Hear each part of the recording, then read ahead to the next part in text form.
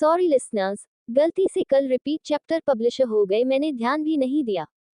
Chapter 21। Kapoor mention. कुछ लोग अपने हाथ में थाली लिए, जिस पर लाल कपड़ा ढका हुआ था, और साथ में कुछ गिफ्ट्स लेकर आते हैं।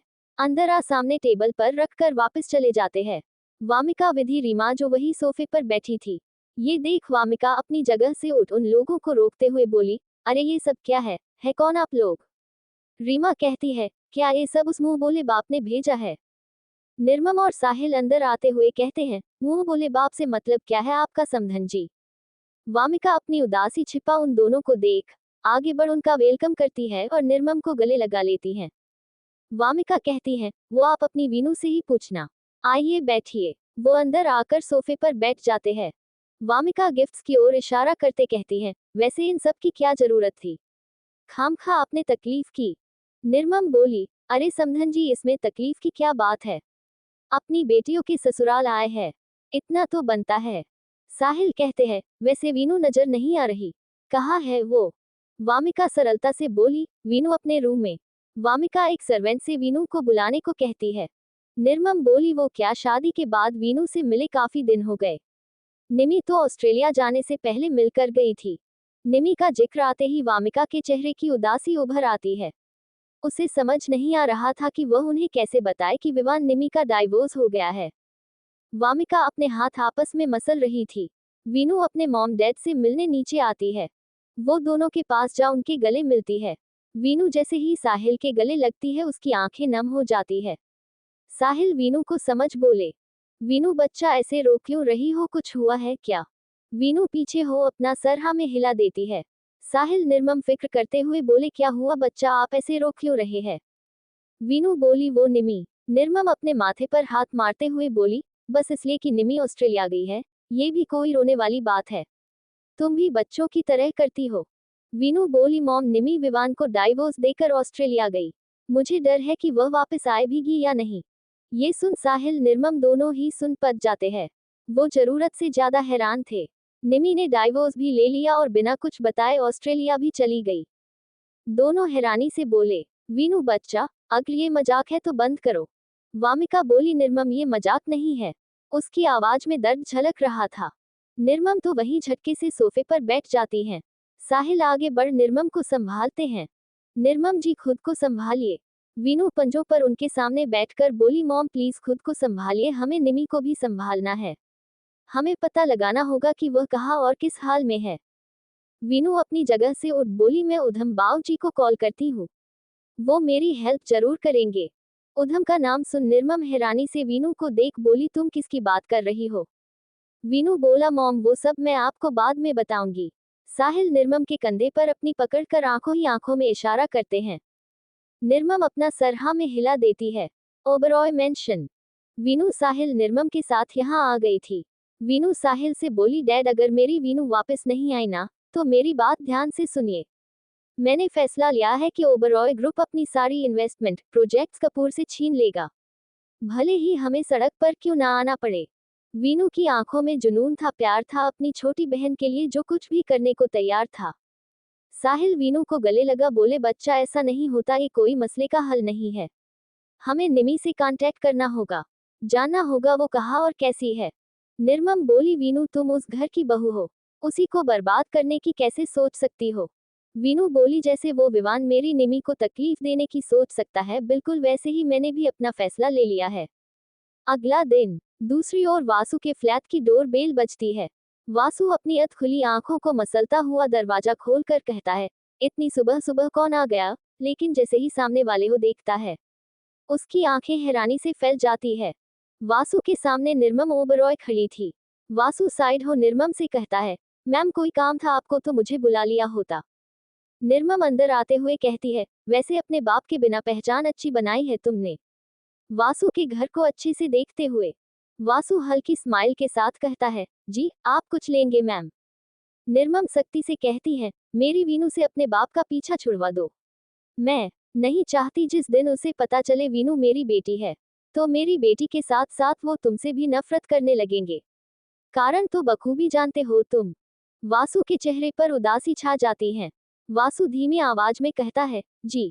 निर्मम गुस्से से कहती है, मुझसे और मेरी बेटियों से कोई रिश्ता जोड़ने की जरूरत नहीं है, समझे तुम। इतने कह निर्मम घर से बाहर जाने लगती है। वासु पीछे से बोला है, लेकिन मेरा उनसे और आपसे रिश्ता तो है ही, आपके उस रिश्ते को खत्म करने से सब खत्म नहीं होता। निर्मम अपनी आंखों में आई नमी को छिपा वहां से चली जाती है। वासु निर्मम के जाने के बाद बोला, मैं यहाँ से वापस राजगढ़ तो आपको मना कर ही लेकर जाऊंगा, चाहे मुझे एडी चोटी का जोर ही क्यों ना लगाना पड़े। कुछ देर बाद ओबरॉय ग्रुप्स एक लड़की रिसेप्शन पर आकर रिसेप्शनिस्ट से कहती है, हेलो मिस, मैं मिस्टर वासु से मिलना चाहती हूँ। रिसेप्शनिस्ट सामने खड़ी वेदा को ऊपर से नीचे तक देखती है, जिसने जीन्स पर सिंपल सा शॉर्ट कुर्ता पहना हुआ था। रिसेप्शनिस्ट पूछती है, क्या आपके पास अपॉइंटमेंट है? वेदा बड़ी ही मासूमियत से कहती है, क्या उनसे मिलने के लिए अपॉइंटमेंट लेनी पड़ती है? रिसेप्शनिस्ट रिप्लाई करते हुए प्यारी स्माइल के साथ कहती है, यस मिस, वो कोई आम एम्प्लॉय नहीं है। रिसेप्शनिस्ट थोड़ा आगे को झुककर इधर उधर देख धीरे से अपने मुंह के पास हाथ ले जाकर कहती है, वो हमारे गुस्सेल प्रेसिडेंट के पर्सनल असिस्टेंट हैं।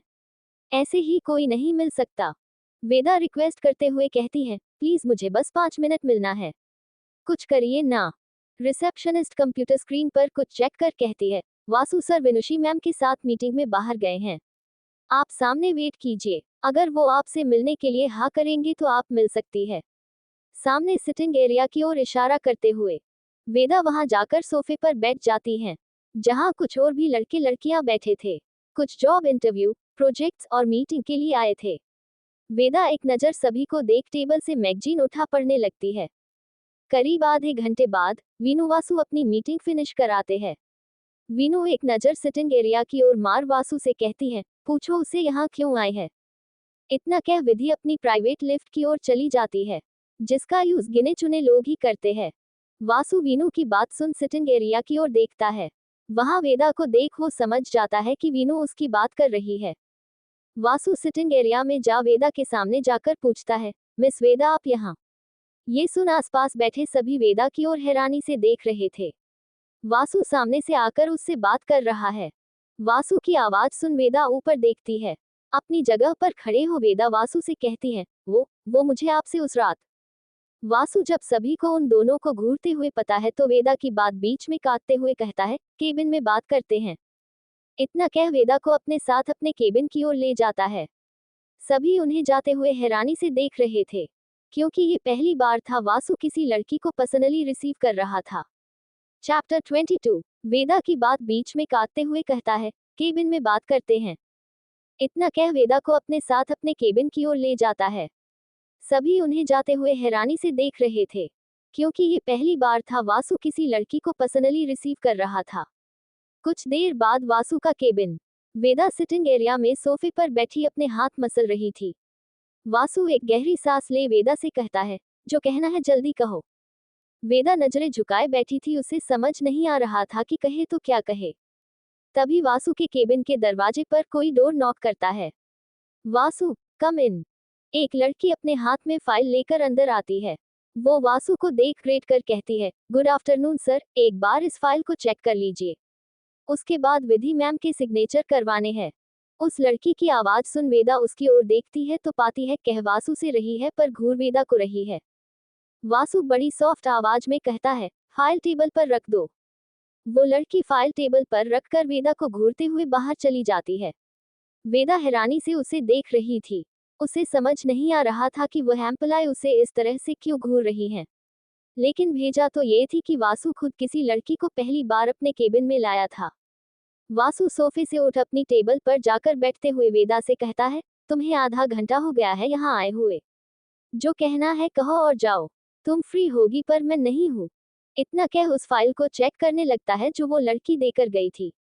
वेदा अपनी जगह से खड़े होते हुए कहती है, वो पापा ने आपसे। वेदा इतना कह चुप हो जाती है। वासु पॉलिटली कहता है, पिछले आधे घंटे से मैं यही सुन रहा हूँ, अगर आगे कुछ नहीं कहना तो तुम जा सकती हो। वो पापा ने मुझे तुमसे माफी मांगने और दोस्ती का हाथ बढ़ाने को बोला है। वेदा एक ही सांस में सब कह देती है। वो सच में ये सब बड़ी मुश्किल से कह रही थी। जिसको उसने थप्पड़ मारा उसी के साथ दोस्ती करना वेदा को कुछ ठीक नहीं लग रहा था। लेकिन वो यहाँ विनय के कहने पर ही आई थी, विनय की साजिश और लालच से अनजान। वासु की ये सुन बौहरे सिकुड़ जाती है। वासु फाइल नीचे रख वेदा को देखता है। वेदा भी वासु को ही देख रही थी। वेदा वासु से कहती है, प्लीज गुस्सा मत करना, मैं माफी मांगना चाहती हूँ, लेकिन ये दोस्ती मैं अपने पापा के कहने पर करने आई हूँ। वासु वेदा की इनोसेंट मासूमियत देख कहता है, कुछ भी किसी के कहने से नहीं, अपनी मर्जी से करना चाहिए। वैसे बस दोस्त ही होते हैं जिन्हें हम अपनी मर्जी से, अपनी पसंद से बना सकते हैं, वरना पेरेंट्स, फैमिली, रिलेटिव्स तो किस्मत से ही मिलते हैं, पसंद से नहीं। वेदा के चेहरे पर हल्दी स्माइल आ जाती है। वासु की बातें उसे इफेक्ट कर रही थी। वासु थोड़ा पॉज ले आगे कहता है, माफी वैसे तुम्हें वीनू मैम से मांगनी चाहिए। खैर गलती तो कुछ हद तक मेरी भी थी, इसलिए तुम भी मुझे माफ कर देना, सॉरी। वेदा वासु से कहती है, क्या आपने मुझे माफ किया और क्या वीनू भाभी मुझे माफ करेगी? वासु अपने चेहरे पर एक स्माइल लिए कहता है, मैं पास्ट में रहना पसंद नहीं करता, मैं वो सब कब का भूल चुका। और रही वीनू मैम की बात तो वो थोड़ी गुस्सैल है, रूड है, पर दिल की इतनी भी बुरी नहीं है। वेदा वासु के केबिन से जाने लगती है तो वासु उसे रोकते हुए सलाह देते हुए कहता है, लेकिन उनसे बात उनका मूड देखकर करना, आजकल उनका मूड बहुत खराब है। वेदा अपना सर हिला चली जाती है। वेदा के जाने के बाद वासु सोचता है, मिस्टर विनय कपूर करना क्या चाहते हैं, जो वेदा को मुझसे दोस्ती करने को कह रहे हैं। वासु अपने ख्याल झटक फाइल चेक करने लगता है। वेदा मासूम थी जो अपने पापा के इरादे समझ नहीं पा रही थी, लेकिन वासु इतना भी मासूम नहीं है। वासु ना जाने ऐसे कितने ही लोगों से अपने फील्ड में मिल चुका है, वो इतना तो समझ जाता है कि कोई तो कारण है, वरना उधम सिंह राजवंश की धमकी के बाद भी अपनी बेटी को वासु से दूर रखने के बजाय दोस्ती करने को कह रहे हैं। वेदा अपनी ही सोच में गुम चली जा रही थी।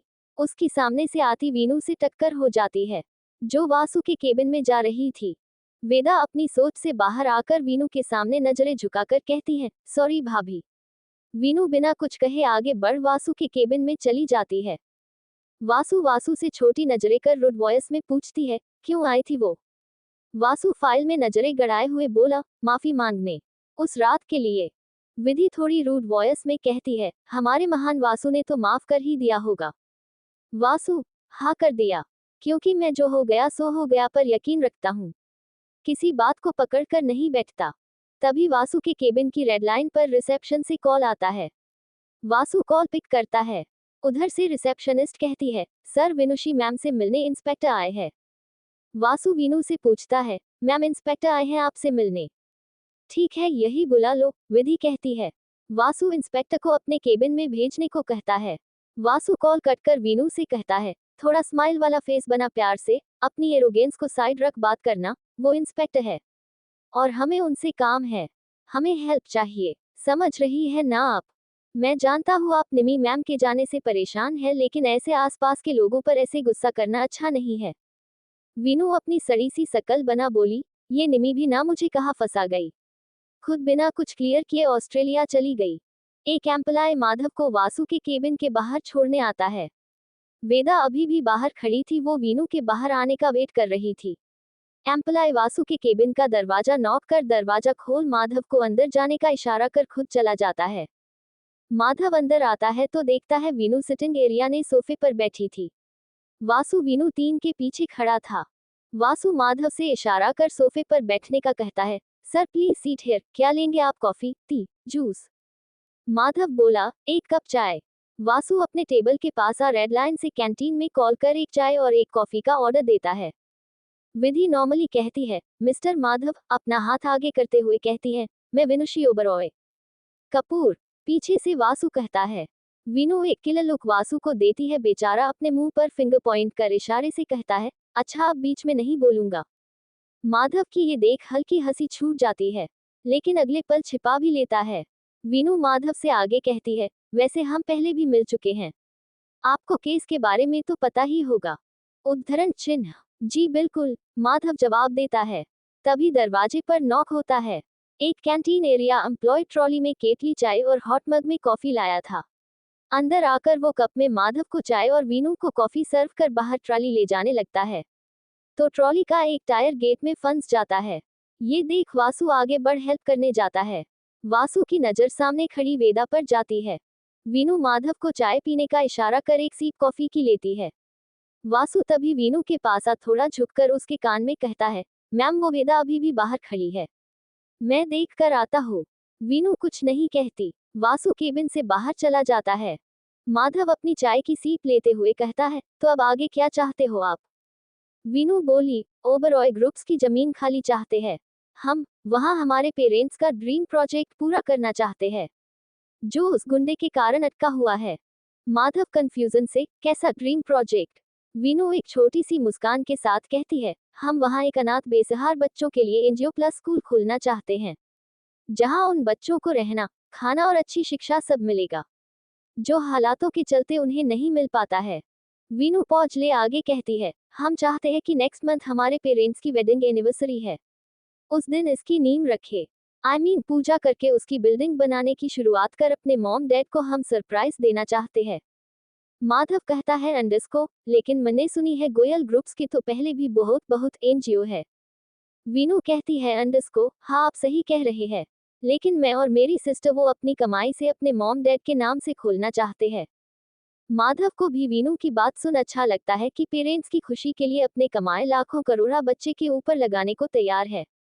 वीनू की आंखों में नमी की बजाय अब एक ज्वाला नजर आने लगती है, लेकिन वो जगह मुझे जल्द से जल्द खाली चाहिए, सीधे नहीं तो टेढ़े तरीके से। वीनू के इस अचानक बदले अंदाज में माधव दंग रह जाता है। वीनू गुस्से से कहती है, वो लोग मान ही नहीं रहे, ना जाने कितने नोटिस दिए, कहते हैं ना लाओ के भूत बातों से नहीं मानते। माधव बोला, ना माने तो खून खराबा करेगी आप, नहीं चलने लायक नहीं छोड़ूंगी, मुझे खून खराबा पसंद नहीं, गुस्से से विधि कहती है। वीनू अपनी जगह से खड़े हो कांच की बड़ी खिड़की के सामने जाकर खड़ी हो जाती है। एक गहरी सांस ले माधव से बोली, प्लीज इंस्पेक्टर आपसे जो कहा है आप वो करिए, अगले महीने की 15 तारीख तक सब क्लियर कर दीजिए।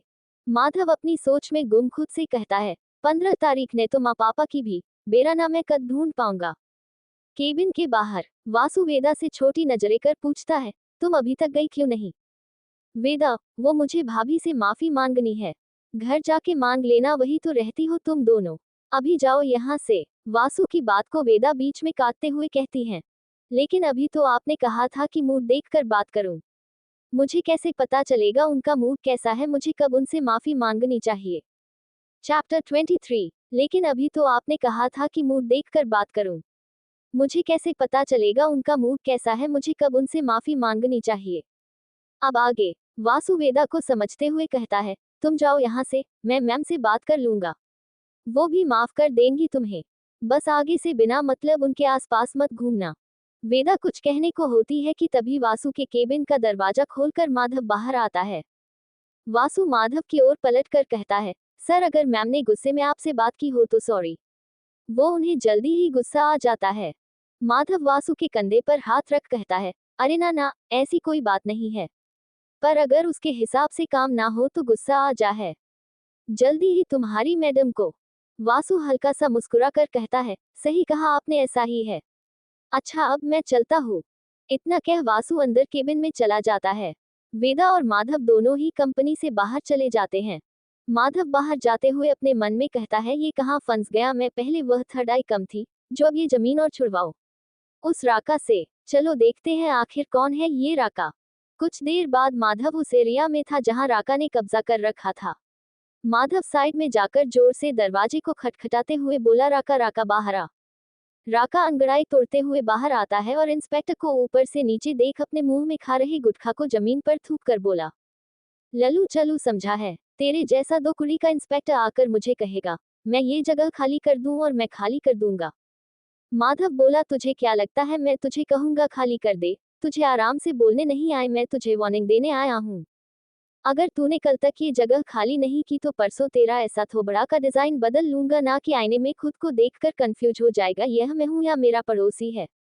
इतना कह माधव वहां से चला जाता है और माधव को जाते देख राका अपने कंधे उचका कर खुद से बोला, डेढ़ सयाना बनता है, इसको लगता है राका को डरा देगा छोटी सी धमकी से। ऐसी छोटी मोटी धमकियों से राका डरने वाला नहीं है। थर्ड आई का सीक्रेट प्लेस। विनय अभी भी उसी कमरे में कैद था। वह बाहर जाने के लिए उस अंधेरे कमरे में रास्ता ढूंढ रहा था, पर कोई भी रास्ता नहीं था। तभी उस कमरे का दरवाजा खोलकर दो गॉर्ड्स अपने साथ एक आदमी को लाते हैं और उसे वही एक कोने में पटक देते हैं और दोनों वहां से वापस बाहर जाने लगते हैं। उनके पीछे पीछे विनय भी कूदता हुआ आता है, क्योंकि उसके दोनों पैर और हाथ पीछे बांधे हुए थे तो वह जंप कर करके आगे को आ रहा था। उन्हें रोकते हुए विनय बोला, मुझे भी बाहर जाना है। लेकिन एक गार्ड विनय को धक्का देकर 2 फीट पीछे को गिराकर रूम का दरवाजा बंद करने से पहले बोला, थोड़ी देर में बॉस आएंगे, उन्हें जो वो पूछ रही है वह बता देना और यहाँ से चले जाना, सिर्फ यही तरीका है तुम्हारे पास यहाँ से बाहर जाने का। इतना बोल वह दोनों गॉड्स उस रूम से चले जाते हैं। कुछ देर बाद फिर से दरवाजा खुलता है। एक लड़की अपने चेहरे पर ब्लैक मास्क लगाए, खुले बाल, कंप्लीट ब्लैक माफिया आउटफिट में स्टाइलिश अंदाज की तरह अंदर आती है और उसके पीछे पीछे एक लड़की जो कि मिश्री थी। दोनों ही लड़कियां अंदर आती है और मिश्री आगे बढ़ साइड से एक चेहरा निम्मी के लिए चेयर लगाती है और निम्मी, गार्ड जो अभी जिस आदमी को यहाँ छोड़कर गए थे उसके सामने बैठते हुए पैर पर पैर चढ़ाकर बैठ अपनी गन निकाल कर लोड करते हुए बोली, राका यही नाम है ना तुम्हारा? कितने लोगों की जमीन पर कब्जा किया है तुमने? आज तेरा भी हिसाब करेंगे हम। इतना कहकर राका की थुड़ी पर गन रख दवा बनाते हुए बोली, सबकी जमीन खाली करेगा या जिंदगी की लाइफ लाइन को? ऑब्वियसली थर्ड आई से हर कोई डरता था। हर कोई जानता था जो थर्ड आई के सीक्रेट प्लेस में आ गया वह वापस जिंदा तो बाहर नहीं जाने वाला। राका अपना पसीना साफ करते हुए घबराते हुए बोला, मैंने थर्ड आई का क्या किया है? थर्ड आई यानी निमी वॉइस चेंजर डिवाइस के थ्रू उनसे बात कर रही थी। निमी बोली, तुझे नहीं पता? तुझे कैसे पता होगा? तूने क्या बिगाड़ा है? तेरे कर्मकांड ही ऐसे हैं कि एक भी अच्छा कर्म किया हो तो सोचकर बताना मुझे। लोगों की जमीन हथियाना, लोगों को डराना धमकाना। बस थर्ड आई को गुस्सा आ गया, सोचा कि तुझे उठा लूं क्योंकि तू आजकल बहुत ज्यादा ही कब्जे करने लगा है लोगों की जमीनों पर। बोल क्या किया जाए? इतना बोल निमी उसके पैर पर गोली चला देती है। राका की एक जोरदार चीख उस कमरे में गूंज जाती है, जो देख विनय भी डर जाता है और धीरे धीरे जाकर एक कोने में बैठ जाता है। राका दर्द से चिल्लाते हुए बोला, प्लीज मुझे छोड़ दो, मैं सब कुछ वापस कर दूंगा। मैं आगे से किसी की जमीन पर कब्जा नहीं करूंगा, कुछ भी नहीं करूंगा। प्लीज मुझे छोड़ दे, मुझे जाने दे। निमी बोली, मुझे नहीं लगता तुम जैसा इंसान सुधर सकता है। सुधर सकते हो क्या तुम सवालिया नजरों से? राका बोला, अरे थर्ड आई जी, आप जो कहेंगे मैं वह करूंगा। सारा कब्जा, सारे मेरे काले धंधे छोड़कर यहाँ से बहुत दूर जाकर एक अच्छी जिंदगी की शुरुआत करूंगा। एक आम आदमी अच्छा आदमी बनकर जीऊंगा। सच कह रहा हूँ, माँ की कसम। इतना कहकर अपने सर पर हाथ रखकर इशारा करता है। निमी सख्त लहजे में वार्निंग देते हुए बोली, तुझे एक आखिरी मौका दे रही हूँ, आखिरी मौका, सुधर जा। हर किसी की जमीन का कब्जा छोड़, जिसके पैसे लूटे हैं सबको सब कुछ वापस करेगा। तो अगर मुझे कभी भी पता चला कि तूने फिर से गलत काम शुरू किए हैं तो तेरी जिंदगी छीन लूंगी मैं। राका अपना थूक निगलते हुए बोला, मुझे जाने दो, मैं सच में सब कुछ छोड़ दूंगा। निमी बोली, ठीक, एक आखिरी मौका। याद रहे बाहर किसी को पता ना चले कि तुम थर्ड आई के जन्नत में आ चुके हो। जिस पल तुमने किसी के सामने थर्ड आई का जिक्र किया उसी पल तुम मारे जाओगे। समझ रहे हो ना? राका किसी अच्छे बच्चे की तरह अपना सर हाँ में हिला देता है। दूसरी ओर वीनू अपने रूम में इधर से उधर चक्कर लगा रही थी। वो बार बार निमी को कॉल कर रही थी, लेकिन निमी उसका कॉल नहीं उठा रही थी। वीनू गुस्से से अपना फोन बेड पर पटकते हुए बोली, ये निमी मेरा फोन क्यों नहीं उठा रही? निवान वॉशरूम से बाहर आ बोला। वीनू, इतना गुस्सा अच्छा नहीं होता। वो अपने गले में डाला टॉवल सोफे पर रख वीनू को बाजू से पकड़कर उसे बेड पर बैठा कर बोला, थोड़ी देर वेट करो, निमी की कॉल आ जाएगी। शायद सच में किसी मीटिंग के लिए गई हो और सच में बिजी हो। वीनू बोली, लेकिन कुछ नहीं, थोड़ा सब्र रखो यार। इतना बोल निवान वीनू को गले लगा लेता है। आगे जानने के लिए बने रहिए, लाइक शेयर कमेंट करते रहिए।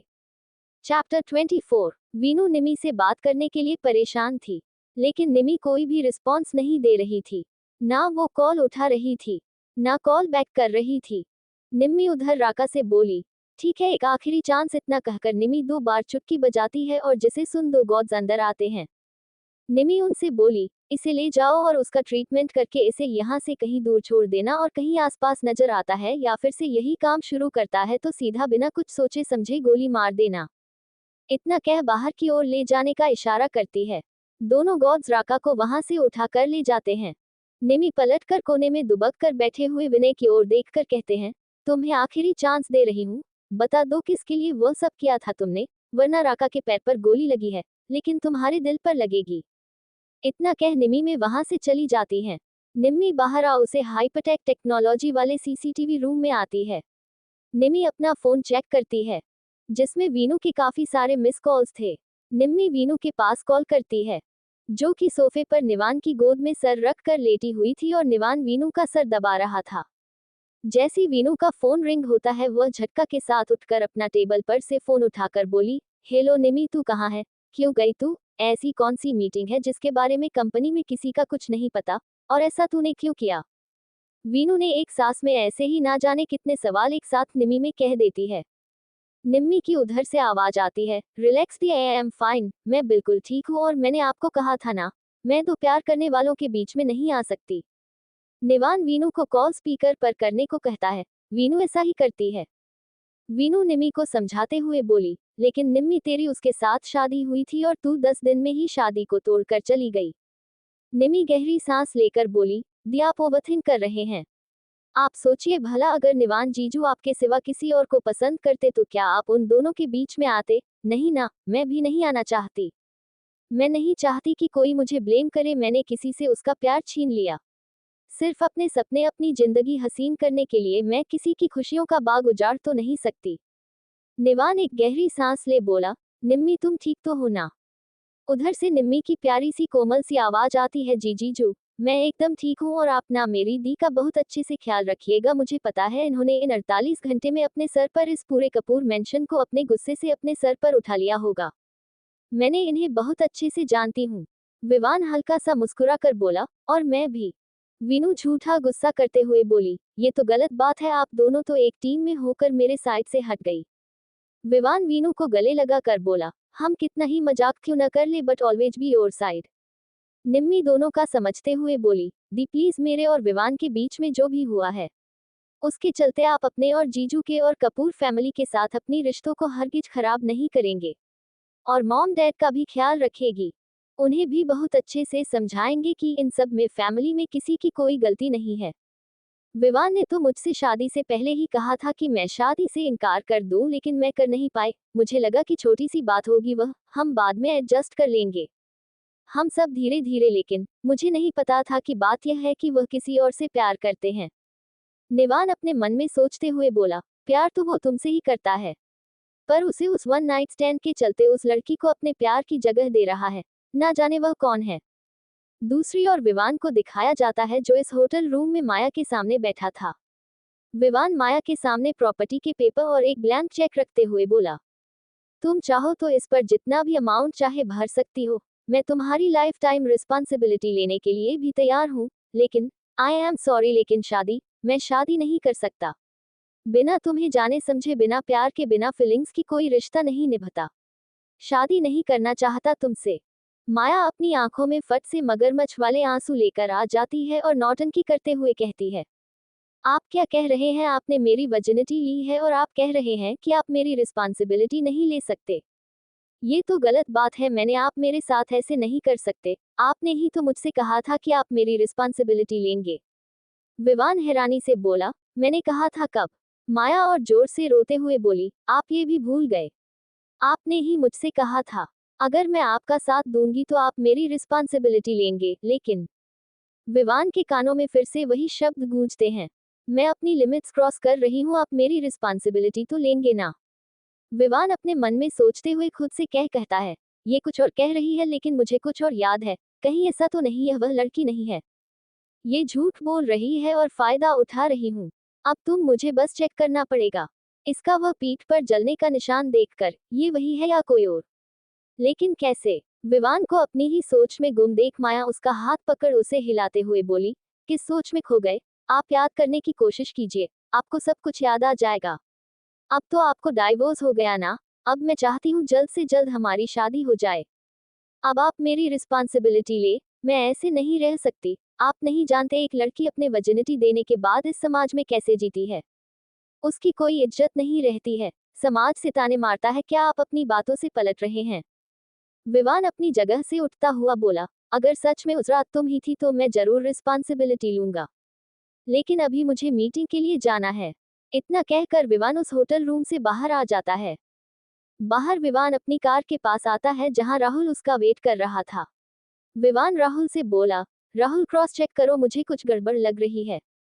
मुझे फीलिंग आ रही है कि यह लड़की वो नहीं है, कुछ तो है जो हमसे छूट रहा है, और कोई है जो शायद फायदा उठा रहा है। इतना कहकर कार में बैठ जाता है। राहुल भी ड्राइविंग सीट पर बैठकर स्टार्ट कर देता है। विवान पीछे सीट पर बैठा हुआ अपनी 2 उंगलियों से अपने फोरहेड को रब कर रहा था। वह सोचने की कोशिश कर रहा था, आखिर जो उस लड़की ने कहा वह और जो बस बार बार उसके दिमाग में आता है वह अलग कैसे हो सकता है। कौन है वह लड़की? माया क्या उसे झूठ क्यों बोल रही है? आगे जानने के लिए बने रहिए। Like share comment subscribe the channel. Chapter 25। अब आगे। राहुल कुछ देर बाद कार कपूर मेंशन के बाहर रोकता है। वह ड्राइविंग सीट से उतर पीछे की सीट का दरवाजा विवान के लिए खोलता है। विवान कार से उतरकर राहुल को बोलता है, राहुल मेरा काम हो जाना चाहिए, एक बार फिर से क्रॉस चेक करो। मेरा दिल मानने को तैयार नहीं कि माया वही लड़की है। इतना बोलकर विवान मेंशन के अंदर चला जाता है।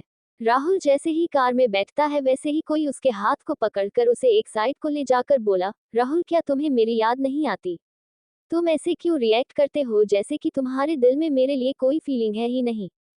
राहुल अपने हाथ से अपना हाथ छुड़वाते हुए बोला, अमाया ये क्या बिचकाने हरकत है? मैं तुमसे कितनी बार कहूं कि मैं तुम्हारे लिए कुछ भी फील नहीं करता। मैं सिर्फ विवान सर का एक सेक्रेटरी हूँ।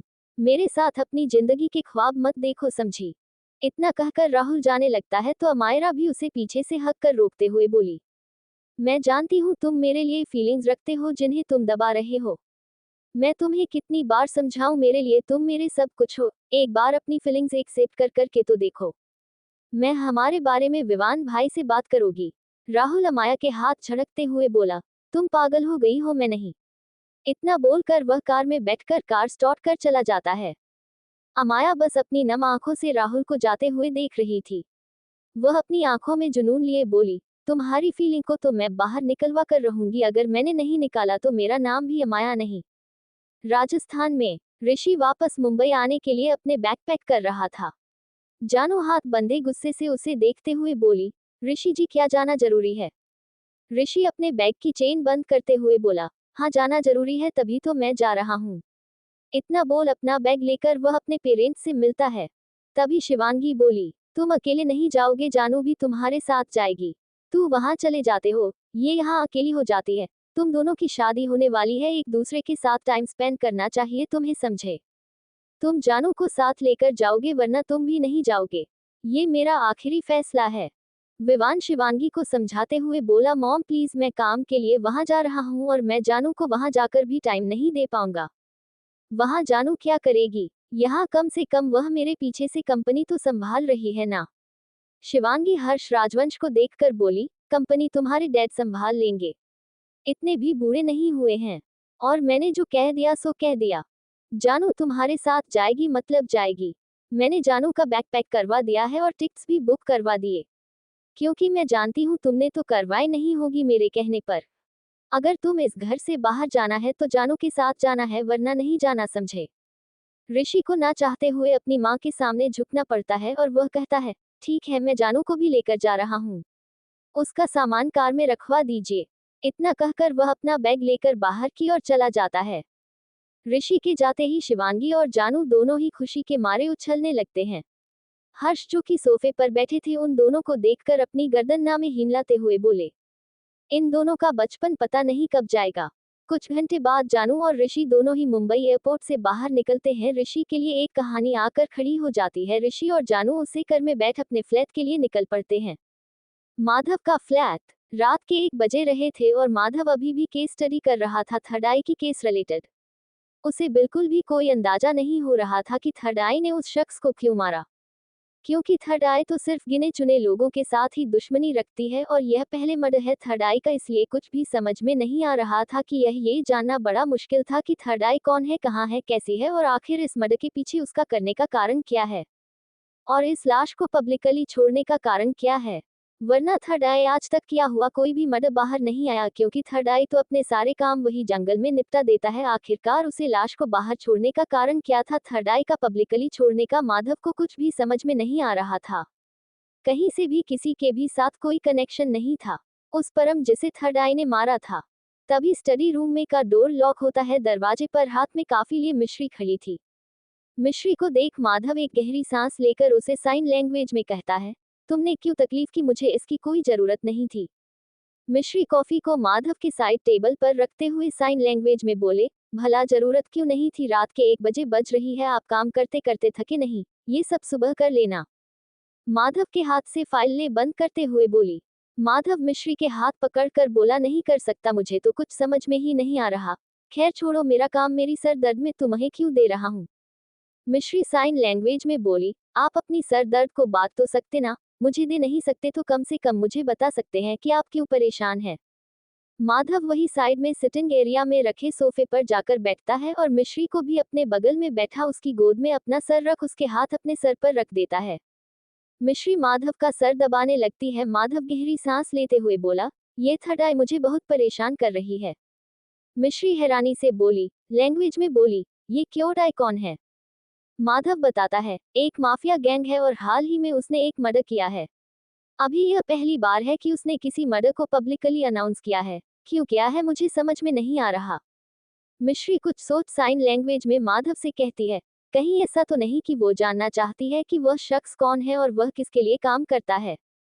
वरना भला ऐसे किसी की लाश को यूं पब्लिकली क्यों छोड़ेगी।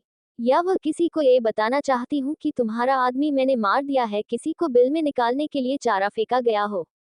उधर निम्मी को दिखाया जाता है। निम्मी वॉशरूम में अपना फेस वॉश कर रही थी। निम्मी गहरी सांस ले उस वॉशरूम से बाहर निकाल बेडरूम में आकर अपने हाथ में ली प्रेगनेंसी किट को देखते हैं जिसका रिजल्ट पॉजिटिव था। निम्मी गहरी सांस ले वही बेड पर बैठ जाती है। बार बार बस वह उसे प्रेगनेंसी किट को ही देख रही थी। उसे समझ में नहीं आ रहा था कि क्या करें। अब तो वह विवान को डाइवोर्स देकर सब कुछ छोड़कर आ चुकी। आगे जानने के लिए बने रहिए। चैप्टर 26। निमी प्रेगनेंसी किट को घूरे जा रही थी जिसके रिजल्ट पॉजिटिव थे। अब आगे ऋषि का फ्लैट। ऋषि ड्रेसिंग टेबल के सामने खड़ा अपने बाल सेट कर रहा था। उसने व्हाइट पेंट पर लाइट ब्लू कलर की शर्ट पहनी थी। जानू अंगड़ाई लेते हुए उठ ऋषि से बोली, आप इतनी जल्दी रेडी हो गए? अभी तो सुबह के 7 बजे है। ऋषि जानू के पास आ उसके फॉरहेड को चूम कर बोला, गुड मॉर्निंग, मुझे जल्दी जान है। तुम अपना ख्याल रखना, हम शाम को मिलेंगे। जानू ऋषि से बोली, मैं भी आपके साथ चलूंगी। ऋषि मना करते हुए बोला, नहीं जानू, मुझे अकेले ही जान होगा, समझा करो। इतना बोल वो रूम से बाहर चला जाता है। जानू खुद में सोचते हुए बोली, इतनी सुबह सुबह ये कहाँ गए होंगे। इतना सोच वो वॉशरूम में चली जाती है। ऋषि निमी जहाँ रह रही थी उस फार्म हाउस के बाहर कार रोकता है जो शहर से दूर था। वो जल्दी से कार से उतरकर अंदर जाता है जहां निमी अपने रूम की विंडो के बगल वाले सोफे पर बैठी बस बाहर देख रही थी। निमी जैसे ही ऋषि की आहट महसूस कर बोली, मुझे हॉस्पिटल जाना है, अरेंज करो। ऋषि हैरानी से बोला, दिया, आप जानती है ना आप सभी के लिए ऑस्ट्रेलिया में हैं अभी। निमी बोली, जानती हूँ, तभी तो कह रही हूँ, अरेंज करो, वरना अब तक मैं जा चुकी होती। ऋषि पूछता है, दी क्या प्रॉब्लम है आपको, मैं डॉक्टर यही बुला लेता हूँ। निमी कुछ सोच बोली, ठीक है। ऋषि उस रूम से बाहर आ किसी के पास कॉल कर इंस्ट्रक्शन देता है। कुछ ही देर में वहां एक फीमेल डॉक्टर आती है जिसकी उम्र 45 साल के लगभग थी। ऋषि उस डॉक्टर को निमी के रूम में ले जाकर बोला, मैम आपको इनका चेकअप करना है, लेकिन ये बात इस रूम से बाहर नहीं जानी चाहिए। निमी ऋषि से बोली, तुम रूम से बाहर जाओ। ऋषि कंफ्यूजन से बाहर चला जाता है। वो खुद से बोला, दिया जैसे क्यों कर रही है। निमी अंदर रूम में डॉक्टर से बोली, डॉक्टर मुझे प्रेगनेंसी टेस्ट करवाना है। डॉक्टर अपना सर हिला, सैंपल कलेक्ट कर बोली, रिपोर्ट शाम तक आ जाएंगी। डॉक्टर सैंपल ले जाने लगती है तो निमी उन्हें रोकते हुए बोली, मैम एक रिक्वेस्ट है, प्लीज बाहर खड़े लड़के को इस टेस्ट के बारे में कुछ मत बताना। एक पेपर पर अपना नंबर देते हुए बोली, आप मुझे रिपोर्ट्स इस नंबर पर भेज देना। डॉक्टर वो पेपर ले चली जाती है। डॉक्टर को ये थोड़ा अजीब लगता है पर वो कुछ कहती नहीं है। डॉक्टर जैसे ही रूम से बाहर आती है ऋषि फिक्रमंद हो पूछता है, डॉक्टर क्या हुआ है उन्हें, कोई घबराने वाली बात तो नहीं है ना। डॉक्टर बोली, वो बिल्कुल ठीक है, मैंने सैंपल ले लिए हैं, मैं टेस्ट रिपोर्ट आने के बाद ही कुछ बता सकती हूँ उन्हें क्या हुआ है। ऋषि डॉक्टर को बाहर तक छोड़कर आता है। ऋषि वापस निमी के पास आ निमी की फिक्र करते हुए बोला, दिया आप ठीक है, हुआ क्या है आपको। निमी बोली, रिपोर्ट्स आने पर बता दूंगी। थर्ड आई सीक्रेट प्लेस। विनय जैसे तैसे कर अपने हाथ पैर की रस्सी खोल दीवार का सहारा ले खड़ा हो जाता है। वो धीरे धीरे दरवाजे के पास जाकर खोलने की कोशिश करता है, लेकिन दरवाजा उससे नहीं खुलता। विनय अपनी पूरी ताकत लगा खोलने की कोशिश करता है, फिर भी दरवाजा भी खुलता। वो थक हार कर दरवाजे के पीछे बैठ जाता है। थोड़ी देर बाद जब गार्ड विनय के लिए खाना लेकर आता है, विनय जो दरवाजे के पीछे था वो गार्ड पर हमला कर देता है। गार्ड वही बेहोश हो जाता है। विनय मौके का फायदा उठाकर उस कमरे से बाहर निकल जाता है, लेकिन बाहर कोई भी गार्ड नहीं खड़ा था। विनय बिना कुछ ज्यादा सोचे समझे अब उस जगह से निकालने का रास्ता ढूंढ रहा था। वो उस जगह से निकल कर देखता है आसपास दूर दूर तक बस जंगल और पहाड़ है। जंगल में विनय बस वह से निकलने के लिए इधर उधर भागने लगता है, लेकिन उसे समझ नहीं आ रहा था कि यहाँ से कैसे निकले। बेचारा भाग भाग कर थक जाता है। वो भी एक पेड़ के पास बैठ गहरी गहरी सांस लेने लगता है। वो थक चुका था, लेकिन बाहर जाने का रास्ता उसे समझ नहीं आ रहा था। तभी एक गार्ड उसके पास आता है। वो धीरे से उसके कान में बोला, बाहर जाना चाहते हो तो सुनो, वह पीछे की ओर एक सुरंग है, उस रास्ते से निकल जाना। जल्दी जाओ, किसी ने देख लिया तो तुम्हें और मुझे दोनों को मार देंगे। बहुत खतरनाक है ये लोग। विनय हैरानी से उसे देख बोला, तुम मेरी मदद क्यों कर रहे हो? अभी व्यक्त ये बात करने का नहीं है, भाग जाओ अगर जान बचनी है तो, फिर कभी इनके हाथ मत लगना वरना मारे जाओगे। विनय उस गार्ड के बताए रास्ते की ओर दौड़ पड़ता है। वो कुछ दूर पहुंचा था कि एक गोली चलने की आवाज विनय के कान में पड़ती है। वो पलट कर देखता है तो वो गार्ड दर्द से तड़प रहा था। उसके सीने पर रखे हाथ पर खून था, वो घुटनों पर बैठ तड़प रहा था। विवान उसे देख डर के मारे वह से उस गार्ड के बताए रास्ते से भाग जाता है। तभी उस गार्ड के पास आ मिश्री बोली, बहुत खूब क्या एक्टिंग की है। वो गार्ड उठकर मुंशी के सने सर झुका ग्रीट कर वहां से चला जाता है। ये उन लोगों का प्लान था विनय को वह से भगाने का। वो जानते थे कि यहाँ से बाहर जाने के बाद आप वो जरूर कुछ ऐसा करेगा, कोई गलती या उस शख्स से कांटेक्ट जरूर करेगा जिसके साथ मिलकर उसने निमी के बायोलॉजिकल पेरेंट्स के साथ गलत किया था। दूसरी ओर विवान अपने कैबिन में बैठा गहरी सोच में गुम था। उसकी आंखों के सामने बार बार निमी का उदास चेहरा आ रहा था। उसे उसके लिए बुरा लग रहा था।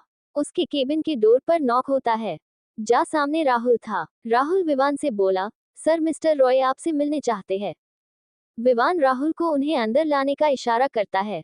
राहुल अपने पीछे मिस्टर रॉय को अंदर ला विवान के सामने चेयर पर बैठने का इशारा कर बाहर चला जाता है। मिस्टर रॉय बोले, हेलो मिस्टर कपूर, मैं आपसे कालेब से लेकर डिस्कस करने आया हूँ। मैं चाहता हूँ कि कपूर और रॉय दोनों मिलकर बिजनेस करें। विवान अपनी जगह से उठ आगे को झुक टेबल पर अपने दोनों हाथ रख दबाव बनाते हुए बोला, नो मीन्स नो, आपको समझ नहीं आता या ना समझ बनने का नाटक कर रहे हैं। कितनी बार मेरा असिस्टेंट इस कालेब के लिए मना करेगा? आपको ना करने का कारण आप बखूबी जानते हैं, वो आपका बेटा अद्विक रॉय। मिस्टर रॉय कुछ कहने को होते हैं कि विवान हाथ दिखा उन्हें चुप रहने का इशारा कर बोला, दरवाजा उसूर है, आप जा सकते हैं। मिस्टर रॉय की आंखें आग उगल रही थी। उनकी यूं बेइज्जती किसी ने नहीं की जिस तक आज विवान कर रहा है। वो अपने गुस्से को अपनी मुट्ठी में दबा वह से उठ दरवाजे को पटक वहां से चले जाता है। दूसरी ओर निमी अपने रूम में बेचैनी से चक्कर लगा रही थी। जैसे जैसे समय बीत रहा था वैसे वैसे उसकी बेचैनी बढ़ रही थी। वो डॉक्टर की कॉल का इंतजार कर रही थी। निमी का फोन रिंग होता है। जल्दी से निमी उस कॉल को पिक कर बिना डॉक्टर की बात सुने बोली, मैम क्या रिजल्ट है? डॉक्टर की बात सुन निमी की आंख से आंसू लुढ़क जाता है। निमी खुद को संभल रही थी। उधर से डॉक्टर फिर बोली, आप प्रेग्नेंट हैं, आपको फुल चेकअप के लिए हॉस्पिटल आना होगा। निमी अपने सेंस में आ बोली, जी डॉक्टर। इतना कह कॉल कट कर देती हैं। निमी भी बालकनी में जा झूले पर बैठ ढलते सूरज को निहार रही थी। उसे कुछ समझ नहीं आ रहा था कि उसे क्या करना चाहिए। वो अपने बचपन के पलों को याद करने लगती है। कैसे उस हादसे के बाद निर्मम और साहिल ने उन्हें सगे बच्चों से बढ़कर अपना प्यार दिया था। निमी अपने पेट पर अपना हाथ रख बोली, अब मम्मा आपको अपना निस्वार्थ प्यार देगी। आज से आपकी मम्मा और पापा दोनों ही मैं ही। बच्चा मुझे माफ करना, मैं आपको आपके पापा से दूर लेकर जा रही हूँ। बहुत जल्द हम यहाँ से दूर चले जाएंगे। निमी के फेस पर एक प्यारी सी मुस्कान थी। अपने बच्चे के साथ एक सफर को शुरू करने वाली थी वो। चैप्टर 27। निमी को अपनी प्रेगनेंसी कंफर्म हो गई थी। वो अपने बच्चे को यहाँ से दूर ले जाकर नए सिरे से सब शुरुआत करने की सोच रही थी। अब आगे विनय उस जगह से बाहर निकल जाता है, लेकिन वहां बाहर भी जंगल था। जैसे तैसे कर वो बाहर जाने की सड़क ढूंढने लगा। उसे अपने पीछे कुछ कदमों की आहट आती है। वो भागना तेज कर देता है। वो भागते भागते सड़क पर आ जाता है। सड़क पर आ वो एक गहरी सांस लेता है, लेकिन दूर दूर तक कुछ भी नजर भी आ रहा था।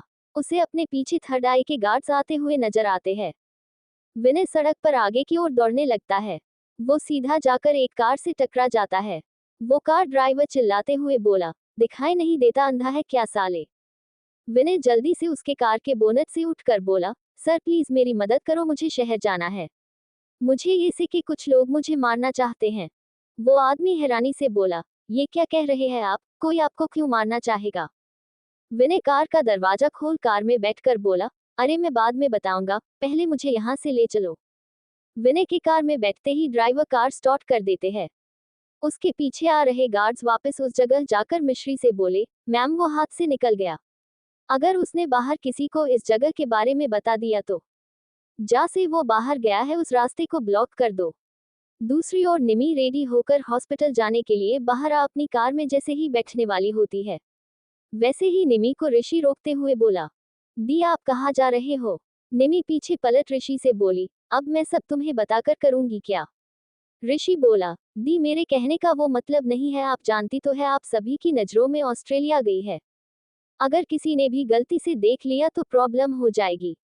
निमी बोली, मुझे पता है, मैं चेहरा छिपा कर जाऊंगी। इतना कह निमी जाने को होती है कि ऋषि बोला, मैं भी आपके साथ चलूंगा। इतना बोल वो भी निमी की कार में बैठ जाता है।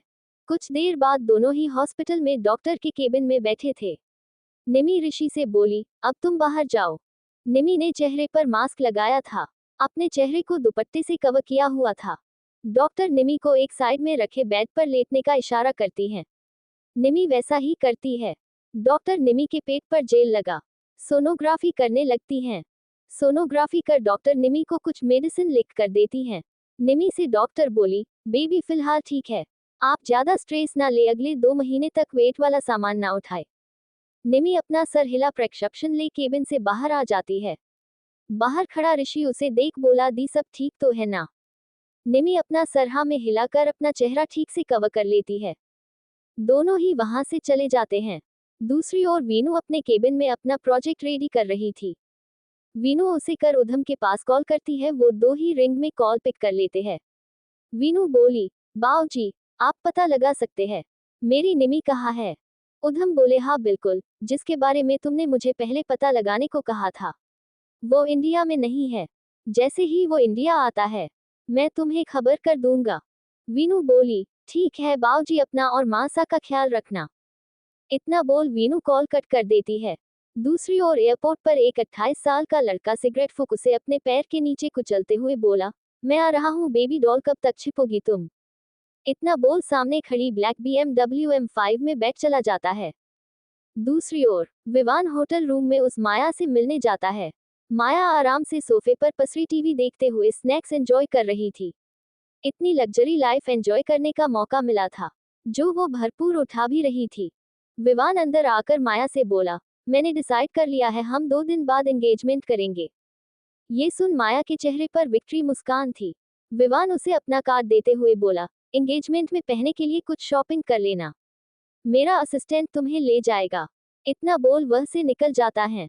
विवान के जाते ही माया उस आदमी को फोन कर बोली, सर वो एंगेजमेंट करना चाहता है। उधर से उस आदमी आवाज आई, जल्द से जल्द शादी करके उसका भरोसा जीतो और इससे प्रॉपर्टी मेरे नाम करवाओ। इतना बोल कॉल कट कर अपने बगल में बैठे अपने बेटे से बोला, देखना अब कैसे उस विवान कपूर की अक्कड़ निकालता हूँ। बहुत उछाल रहा था, कालेब के लिए रिजेक्ट कर दिए, तुम पर हाथ उठाया, मेरी बेइज्जती की, एक एक चीज का बदला लूंगा। अस्वीक रॉय बोला, डैड इतनी जल्दी खुशी मत बनाए, वो विवान कपूर है, कुछ बड़ा करना होगा। मिस्टर रॉय बोले, देखते जाओ मैं क्या क्या करता हूँ। ऋषि का फ्लैट। ऋषि जब वापस आता है तो रात के 10 बज चुके थे। जानू टेबल पर खाना लगा रही थी। जानू ऋषि को देख बोली, जल्दी से फ्रेश हो आ जाए, साथ में डिनर करेंगे। कुछ देर बाद ऋषि चेंज कर आ चुका था। दोनों साथ में बैठकर डिनर कर रहे थे। जानू बोली, ऋषि मैं बोर हो गई घर पर, मैं कल से आपके साथ चलूंगी। ऋषि मना करते हुए बोला, प्रोजेक्ट के काम से जाता हूँ, पिकनिक बनाने नहीं। जानू बोली, अगर भूल गए हो तो याद दिला दूं, मैं आपकी असिस्टेंट ही जल्द से हम साथ में जाएंगे। ऋषि अब मन भी कर पता ठीक है बोल उठकर रूम में चला जाता है। माधव का फ्लैट। माधव मिश्री से साइन लैंग्वेज में बोला, कल हम हॉस्पिटल जाएंगे तुम्हारा और आरव का ट्रीटमेंट करवाने। मैं एक डॉक्टर से बात की है, शायद तुम दोनों ठीक हो जाओ। मिश्री हाँ में सर हिला खुद के मन में बोली, आप इतने अच्छे हैं, लेकिन मैं तो आपको धोखा दे रही हूँ। इतना बोल वो अपने बगल में बैठा आरव के बालों में प्यार से हाथ फेर बोली, सॉरी बच्चा, तुम्हारे लिए मैंने भी सबके सामने बोलना छोड़ दिया। सिर्फ थर्ड आई ही जानते हैं कि मैं बोल सकती हूँ। उधर विनय को वो आदमी कपूर मेंशन के बाहर छोड़कर बोला, तो तुम यहाँ रहते हो, फिर उस जंगल में कैसे पहुंच गए? कौन थे वो लोग? विनय अपना डर छिपा बोला, बहुत खतरनाक थे, बस समझ नहीं आ रहा किसी को उनके बारे में बताओ या नहीं। किसी की जान लेने से पहले एक बार भी नहीं सोचती। इतना बोल कार से उतर खुद को संभाल थोड़ा हुलिया ठीक कर अंदर चला जाता है। वो आदमी कुछ दूरी पर जा किसी के पास कॉल कर बोला, बॉस उसे कपूर मेंशन छोड़ दिया। आगे जानने के लिए बने रहिए। चैप्टर 28। अब आगे। रात हो चुकी थी। विनय छुपते छिपाते हुए कपूर मेंशन के अंदर आ दबे पांव अपने रूम में चला जाता है। जैसे ही विधि उसे बिखरे बाल शरीर पर खरोचे कपड़े कटे फटे इस हाल में देख बोली, ये क्या हाल बना रखा है आपने, कहाँ चले गए थे अचानक? बस एक मैसेज लिखकर कुछ दिनों के लिए बाहर जा रहा हूँ। विनय अपने मन में बोला, लगता है ये मैसेज थर्ड आई ने भेजा होगा। बस वो मेरा एक्सीडेंट हो गया। विनय अपनी घबराहट छिपाते बोला, मैं फ्रेश होकर आता हूँ। वॉशरूम में जा विनय अपना चेहरा ठंडे पानी से धोते हुए बोला, मुझे उन्हें बताना होगा। थर्ड आई उन्हें ढूंढ रही है। लेकिन क्यों? अब मैं कुछ दिन घर से बाहर ही नहीं निकलूंगा, वरना अगर उस थर्ड आई को पता चल गया मैं ये हूँ, तो मुझे लेकर चली जाएगी वापस अपने उस जंगल में। दूसरी ओर वीनू निमी से फोन पर बात करते हुए बोली, निमी तू वापस कब आएगी? आजा यार वापस, वो विवान उस लड़की से सगाई कर रहा है, प्लीज वापस आकर रोक उसे। निमी एक गहरी सांस भर बोली, दी, मैं उन्हें उनके प्यार से अलग करने नहीं आऊंगी, बल्कि मैं तो दूर उन्हें उनके प्यार से मिलने आई हूँ। मैं यहाँ ठीक हूँ, खुश हूँ। इतना बोल निमी अपनी पेट पर हाथ रख अपने मन में बोली, मैं अपने बेबी के साथ एक नई शुरुआत करूंगी। उधर से वीनू बोली, पहले मुझे ये बता निमी, तूने विवान को सच बताया कि नहीं? निमी एक गहरी सांस ले बोली, अब बहुत देर हो गई है दी, वो अपने प्यार के साथ खुश हैं, मैं उनकी खुशी में कांटा नहीं बनना चाहती हूँ। वीनू एक बार फिर निमी को समझाते हुए बोली, लेकिन कम से कम तुझे उस रात के बारे में तो उसे बताना चाहिए। निमी के चेहरे पर उदासी आ जाती है, लेकिन वो उसे छिपा एक गहरी सांस ले वीनू से बोली, दी, मुझे इस बारे में कोई बात नहीं करनी है।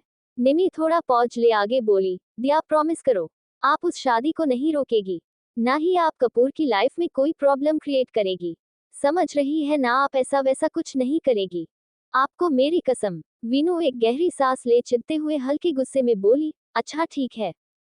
कुछ देर दोनों ही बहनें बात कर फोन कट कर देती है। निमी कॉल कट करने के बाद बोली, सॉरी दी, मैं आपसे छिपा रही हूँ कि आप मासी माँ बनने वाली है। सॉरी। Next day. वीनू का केबिन। माधव वीनू के सामने बैठा था। वीनू बोली, कहिए इंस्पेक्टर क्या काम था? माधव बोला, मिस ओबरॉय वो गुंडा राका अब वो जगह खाली करके जा चुका है, आप अपना प्रोजेक्ट स्टार्ट कर सकते हैं। वीनू बोली, थैंक यू इंस्पेक्टर हमारी मदद करने के लिए, आपको कभी मेरी जरूरत पड़े तो याद कीजिएगा। इतना बोल साइड डोर से अपना विजिटिंग कार्ड निकाल कर माधव के सामने तलट देती है। माधव थोड़ी हैरानी से बोला, आपको कुछ गड़बड़ नहीं लग रही कि वो राका आपके इतनी बार कहने पर उस जगह से नहीं हटा, मेरे एक बार कहने से रातों रात गायब हो गया? वीनू बोली, कानून के लंबे हाथों से डर गया लगता है, वैसे जो भी हो मेरा काम करने के लिए थैंक्स। माधव वो वेस्टिंग कार्ड उठा जाने लगता है। वीनू उसे रोकते हुए बोली, इंस्पेक्टर मैं चाहती हूँ जब वहाँ अगले हफ्ते पूजा हो तो आप जरूर आइएगा, अपनी फैमिली के साथ उस पूजा में। आखिर ये प्रोजेक्ट आपकी हेल्प से ही शुरू हो पाएगा। माधव अपनी गर्दन हिलाकर बाहर चला जाता है। माधव को तो ये बात खटक रही थी कि बस उसके एक बार कहने पर वो राका मान कैसे गया? वो अचानक गायब कहाँ हो गया? कहीं मेरा शक सही तो नहीं, ये दोनों बहनें थर्ड आई को जानती तो नहीं, या ये ही थर्ड आई है? शाम को वीनू अपना काम कंप्लीट कर कंपनी से बाहर आती है। उसके पीछे वासु भी था। वीनू वासु के पास से अपनी कार की चाबी ले बोली, कल की मीटिंग की सारी तैयारी कर लेना। इतना बोल कार में बैठ चली जाती है। कोई था जो वीनू पर नजर रखे था। वो अपनी कार वीनू की कार के पीछे लगा देता है। वासु भी अपनी कार ले अपने फ्लैट पर पहुंच चुका था, लेकिन जैसे ही वो फ्लैट का दरवाजा खोल अंदर आता है, सामने देख दंग रह जाता है। दूसरी ओर मिश्री माधव के स्टडी रूम में थर्ड आई केस की फाइल चोरी चुपके से पढ़ रही थी। वो जानना चाहती थी कि माधव के पास कितनी और डिटेल्स है। उधर माधव भी घर आ चुका था। वो सबसे पहले आरव के कमरे में जाता है, जहां आरव अकेला ही बैठा बुक पढ़ रहा था। माधव फिर अपने कमरे की ओर जाता है।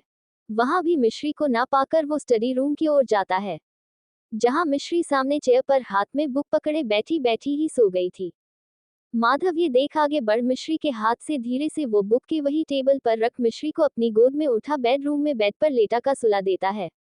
माधव उसके पास बैठ मिश्री को प्यार से निहार उसके फोरहेड को चूम कर वॉशरूम में चेंज करने चला जाता है। माधव के वॉशरूम में जाते ही मिश्री अपनी आंखें खोल गहरी सांस लेती है। इसकी आंखों में पानी था, जिसे वो बाहर आने से रोक थी। वो खुद से बोली, इतना प्यार मत कीजिए मुझसे माधव, आप मेरा सच जान मुझे माफ भी नहीं कर पाएंगे। मिश्री आंखें बंद कर अपनी सोच में गुम हो जाती है। दूसरी ओर वीनू अपनी कार कपूर मेंशन के बाहर रोक अंदर चली जाती है।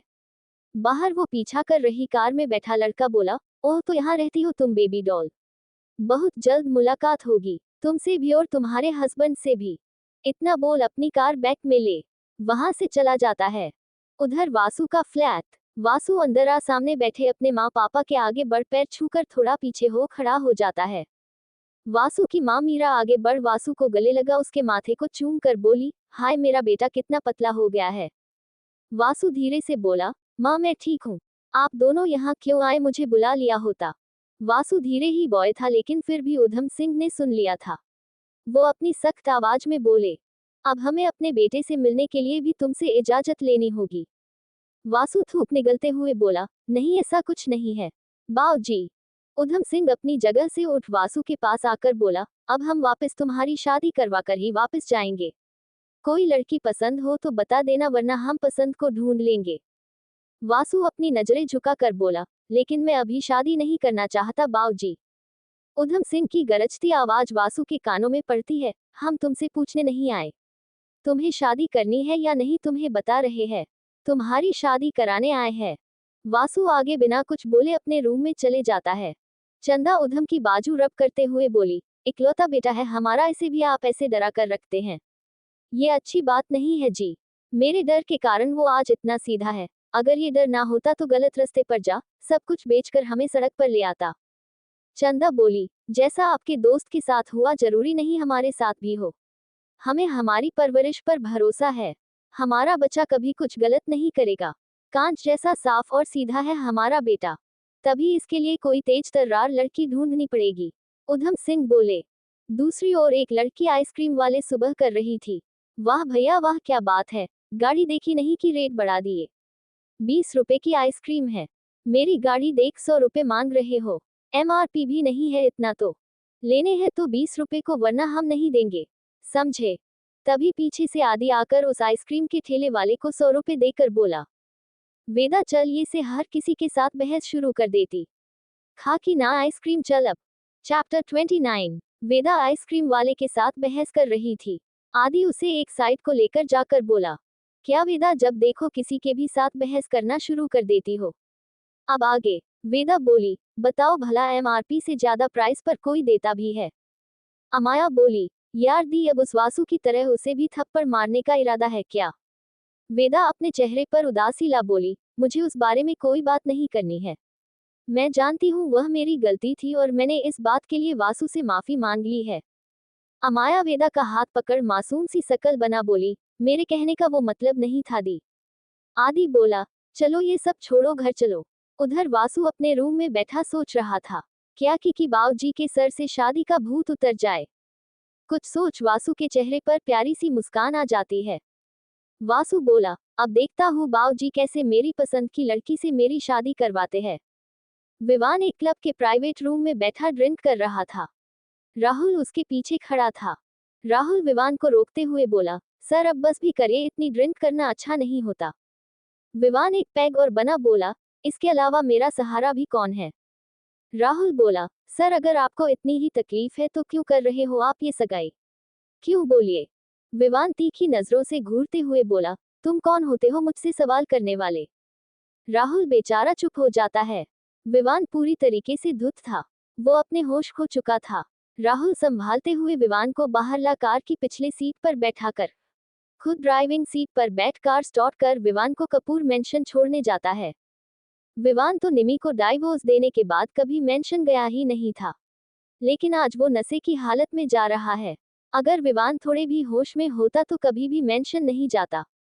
राहुल कार मेंशन के बाहर रोक जैसे तैसे विवान को कार से बाहर निकाल सहारा देते हुए मेंशन के अंदर लेकर जाता है। वामिका लिविंग एरिया में बैठी थी। जैसे ही वो विवान को इस हाल में देखती है वैसे ही जल्दी से उठ दूसरी ओर से विवान को सहारा उसे इसके रूम में ले जाकर बेड पर लेटाकर राहुल को डांटते हुए बोली, तुमने इसे इतनी ड्रिंक क्यों करने दी?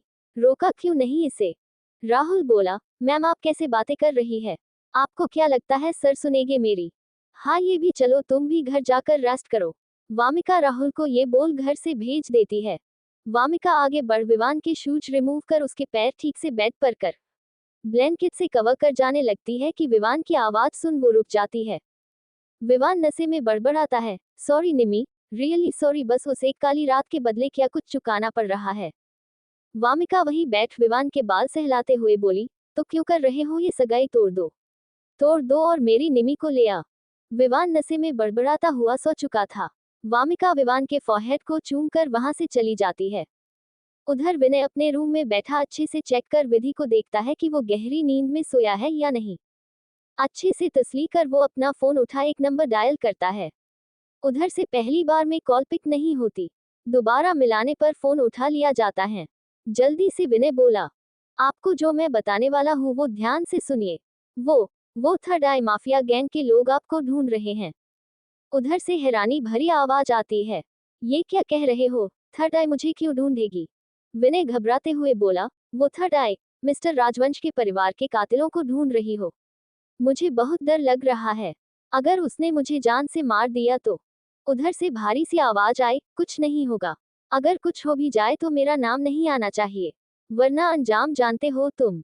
इतना बोल कॉल कट कर देता है। नेक्स्ट डे विवान थोड़ा लेट सोकर उठता है। वो अपने सर को पकड़कर बैठ जाता है। विवान जैसे ही उठता है उसके सामने वामिका हैंगओवर लिए खड़ी थी। विवान उसे पीते हुए बोला, मॉम आपको ये सब करने की क्या जरूरत है? नौकर है घर में इतने सारे, किसी से भी कह देती आप। वामिक विवान के पास बैठ बोली, बेटा क्यों कर रहा है ये सब? विवान कुछ नहीं बोला। विवान गहरी सांस ले बोला, सगाई की तैयारी करिए। वामिका बोला, ये क्या करने की कोशिश कर रहे हो? क्या जताना चाहते हो तुम? विवान वॉशरूम में जाते हुए बोला, सगाई है आज, मेरी तैयारी कीजिए। इधर थर्ड आई सीक्रेट प्लेस। ऋषि विनय के फोन की बीती रात की वॉइस नोट सुन दंग रह जाता है। ऋषि एक बार फिर सुनुस दोबारा सुनता है। वो जल्दी से उस कॉल की लोकेशन देखता है, जिसे देख तो उसके पैर किसी ने तोड़ दिए हो उसे कुछ भी महसूस हो रहा था। विवान खुद से बोला, नहीं नहीं ये नहीं हो सकता। उधर सगाई की तैयारी हो चुकी थी। माया ऑफ शोल्डर गाउन पहने खड़ी इतरा रही थी, क्योंकि उसके हाथ सब इतनी आसानी से मिल रहा है। विवान की पत्नी होने का दर्जा मिलने वाला था। उधर निमी मुंबई हमेशा के लिए छोड़कर जा रही थी। जानू को गलत फहमी। जानू की कार के सामने किसी का एक्सीडेंट हो गया था, जिसे वो लेकर उसी हॉस्पिटल में जाती है जहां निमी अपना चेकअप करवाने आई थी। जानू उस पेशेंट को एडमिट करवा जाने लगती है तो सामने से ऋषि आ जाता है। उस लेडी डॉक्टर की नजर ऋषि पर जाती है, जो जानू की ओर बढ़ रहा था। ये देख वो डॉक्टर ऋषि की ओर जाने लगती हैं। ऋषि जानू के पास जा बोला, जानू तुम ठीक हो ना? ड्राइवर का कॉल आया था कि तुम्हारा एक्सीडेंट हो गया, इसलिए मैं तुरंत यहाँ आ गया। जानू बोली, मैं बिल्कुल ठीक हूँ। ऋषि बोला, ठीक है मैं बाहर कार में वेट कर रहा हूँ। ऋषि के जाने के बाद वो डॉक्टर जानू से बोली, क्या आप उस लड़के को जानती है? उनसे कहना उनकी गर्लफ्रेंड प्रेग्नेंट, उनका अच्छे से ख्याल रखे। जानू के पैरों तले से जमीन ही खिसक गई थी। है गया, कल से 7 साल का लीप आएगा, फिर एक एक कर सस्पेंस खोले जाएंगे। चैप्टर 30। एक कॉफी शॉप में बैठा वासु किसी का इंतजार कर रहा था। सामने वाला लेट था। वासु अपनी घड़ी को चेक करते हुए बोला, यार टाइम की कदर नहीं है उसे। तभी सामने से आते हुए एक लड़की कॉफी शॉप में इंटर हो वासु के सामने चेयर पर आकर बैठ जाती है। वो लड़की बोली, आपने मुझे क्यों बुलाया है? वासु बोला, तुम मुझसे माफी मांगना चाहती थी ना? मैं तुम्हें दिल से माफ करूंगा, लेकिन मेरी एक शर्त है। सामने बैठी वेदा हैरानी से बोली, कैसी शर्त? कुछ देर बाद दोनों ही वासु के फ्लैट में वासु के पेरेंट्स के सामने खड़े थे। उधम चंदा दोनों सोफे पर बैठे थे। वासु वेदा का हाथ पकड़ कर बोला, मैं वेदा से शादी करना चाहता हूँ। वेदा हैरानी से आंखें फाड़े वासु को देख रही थी। वेदा अपना हाथ वासु के हाथ से छुड़वाने की कोशिश कर रही थी, लेकिन वासु पकड़ कसते हुए धीरे से बोला, चुपचाप खड़ी रहो, कुछ मत बोलना। वेदा बोली, ये तो गलत है ना, अगर ये सच में शादी के लिए मान गए तो। वासु बोला, नहीं मानेंगे। तुमने मुझे थप्पड़ मारा था तो वो कैसे मानेंगे? सामने बैठे उधम अपने हाथ बांधकर तेज सख्त आवाज में बोले, ये क्या खुसर पसर कर रहे हो? जो बोलना है साफ साफ कहो। वेदा उधम की तेज आवाज सुन डरते हुए वासु की बाजू कसकर पकड़कर नजरें झुकाकर खड़ी हो जाती है। वासु वेदा के हाथ पर अपना हाथ रख उसे शांत रहने का इशारा कर सामने उधम से बोला, बाबूजी आपने रात को पूछा था ना कि अगर मैं किसी को पसंद करता हूं तो बता दूं, फिर आप मुझ पर शादी का दबाव नहीं बनाएंगे। उधम अपनी जगह से उठ उन दोनों के सामने आ अपने हाथ पीछे बांध कर बोले, हाँ तो तुम इससे शादी करना चाहते हो, इस डरपोक से जो तुम्हारी तरह मुझसे नजरें नहीं मिला पाती, लेकिन इसमें हिम्मत है मेरे बेटे पर हाथ उठाने की। चंदा आगे बढ़ उधम की बाजू रब करते हुए बोली, ए जी नाराज क्यों हो रहे हो? वो बस आपसे डरती है, बाकियों से नहीं। मुझे तो मेरी बहू बहुत पसंद है। इतना बोल वेदा की बालाएं लेने लगती है। उधम चंदा से बोले, तुम पहले इस लड़की से तो पूछ लो, कहीं ये बरखुरदार इससे झूठ तो नहीं बुलवा रहा। वेदा हैरानी से उधम की ओर देख अपने मन में बोली, इन्हें कैसे पता ये वासु झूठ बोल रहे हैं? उधम अपने मन में बोले, सब चालाकियां जानता हूँ तुम्हारे झूठ को सच बना कर रहूंगा। चंदा वेदा से बोली, तुम भी ये शादी करना चाहती हो? बोलो बेटा, प्यार से चंदा के सर पर हाथ फेरते हुए। वेदा नम आंखों से चंदा को देख रही थी। उसके अंदर झूठ बोलने की हिम्मत नहीं थी। वेदा बोली, वो आंटी मुझे नहीं पता था वासु ऐसा कुछ कहने वाले हैं, वरना। वासु वेदा की बात को बीच में काटते हुए बोला, वरना ये अच्छे से रेडी होकर आप दोनों के लिए गिफ्ट लेकर आती। उधम बोला, इस लड़की से तुम्हारी शादी नहीं होगी, जब तक घर मत आना, जब तक हम ना कहे आने को। दोनों ही वहां से चले जाते हैं।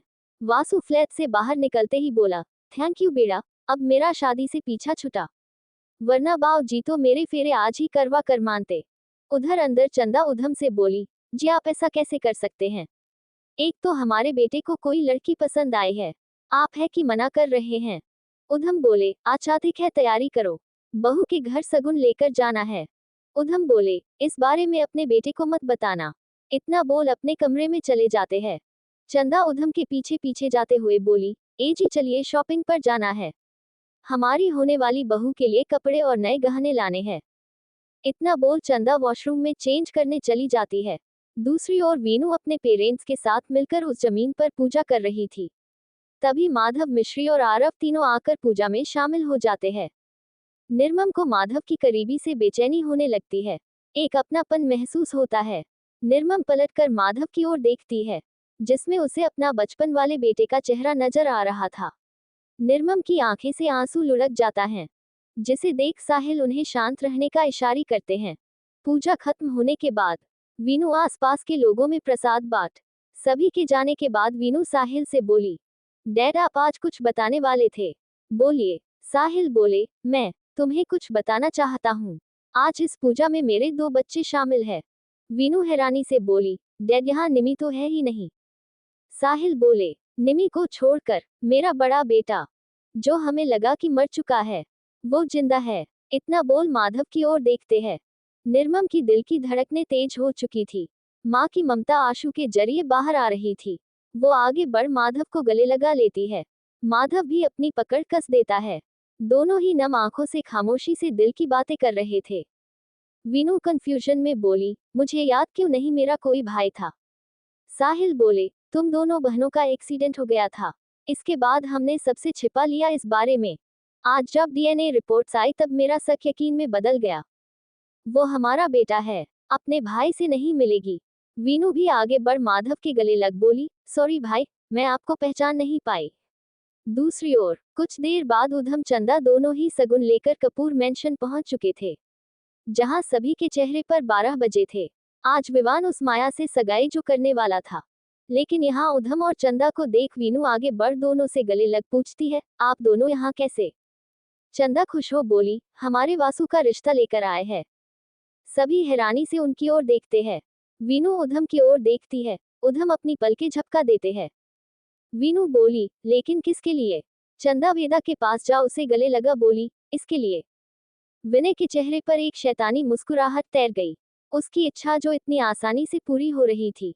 वीनू बोली, लेकिन बाबूजी आपने वासु से पूछा? हाँ, तभी यहाँ आए हैं। 7 साल बाद नई दिल्ली। कमरे में हल्की रोशनी खिड़की से झांकते हुए रूम में बेड पर सो रहे शख्स पर आ रही थी। एक 5 साल की मासूम सी बच्ची बड़ी ही मासूमियत के साथ अपने बगल में सो रहे शख्स के कंधे पर सर, कमर पर अपने छोटी छोटी बाहें लपेट और एक पैर को भी उसके ऊपर पर रखकर सो रही थी। उसके बगल में लेटा शख्स अपनी काली गहरी आंखों से उसे बड़े ही प्यार से निहार रहा था। वो अपने चेहरे पर एक ना दिखने वाली सुकून से भरी मुस्कुराहट लिए उस बच्ची के बालों को बड़े ही प्यार से सहलाता है। धीरे से बुदबुदाते हुए कहता है, तुम बिल्कुल उसकी तरह हो। इतना बोल अपनी सोच में गुम हो जाता है। दरवाजे पर हुई दस्तक से वो अपनी सोच से बाहर आता है। पलटकर दरवाजे की ओर देखता है तो वहां बिजनेस सूट पहने खड़ी औरत अंदर आते हुए सीधा उस बच्ची के पास जाकर उसे बाजू से पकड़कर जगाते हुए कहती है, वेदू उठो बेटा, स्कूल के लिए लेट हो रहा है। वो बच्ची थोड़ा सा कसमसाते हुए हल्की आंख खोलकर उस औरत से अपनी मासूम सी अलसाए आवाज में कहती है, मम्मा मुझे सोने दो ना, कह वापस सो जाती है। इस बीच उस बच्ची के बगल में सो रहे शख्स की ओर एक बार भी उस बच्ची की मां ने नहीं देखा था। वेदू को ना जगता हुआ देख उसकी मम्मा थोड़ी तेज आवाज में कहती है, वेदांशी आपको सुनाई नहीं दिया? मम्मा कुछ कह रही है। चलो उठो, स्कूल के लिए लेट हो रहा है। इतना कह एक झटके के साथ बेड से वेदांशी को उठाती है। ये देख एक तेज रौबदार आवाज उस कमरे में गूंज जाती है। वीनू, ये क्या तरीका है प्रिंसेस से बात करने का?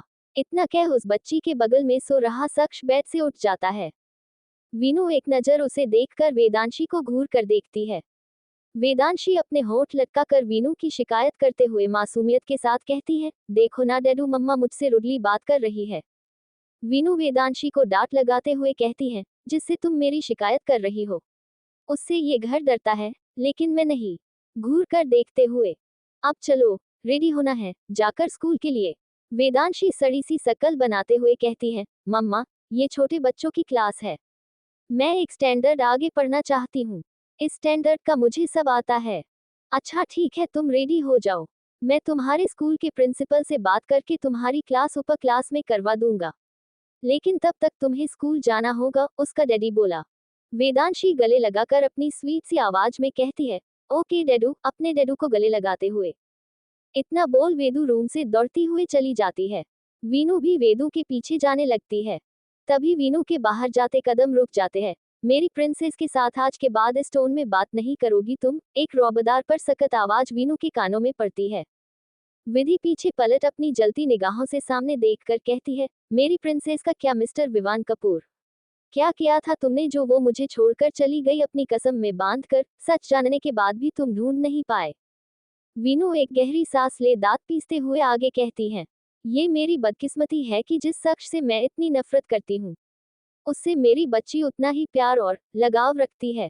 इतना कह तेज कदमों से वीनू विवान के रूम से चली जाती है। विवान अपनी ही सोच में गुम हो जाता है। एक नमी और खालीपन विवान की आंखों में तैर जाती है। उधर वीनू गुस्से से टिमटिमाते हुए अपने रूम में दरवाजे को धड़ाम की आवाज से पटकते हुए जाती है। सीधा जाकर टेबल पर रखे वास को उठाकर जोर से दीवार पर पटक देती है। वो वास एक तेज आवाज के साथ टुकड़ों में बिखर कर जमीन पर फैल जाता है। वॉशरूम से बाहर आते हुआ निवान हाफ नेकेड, गले में टॉवल लपेटे गीले बालों को पोंछ रहा था। वो अपनी आंखें कसकर बंद कर लेता है। निवान एक गहरी सांस ले खुद से कहता है, ना जाने इसके और भाई के रिश्ते कब ठीक होंगे। कहाँ हो तुम निमी?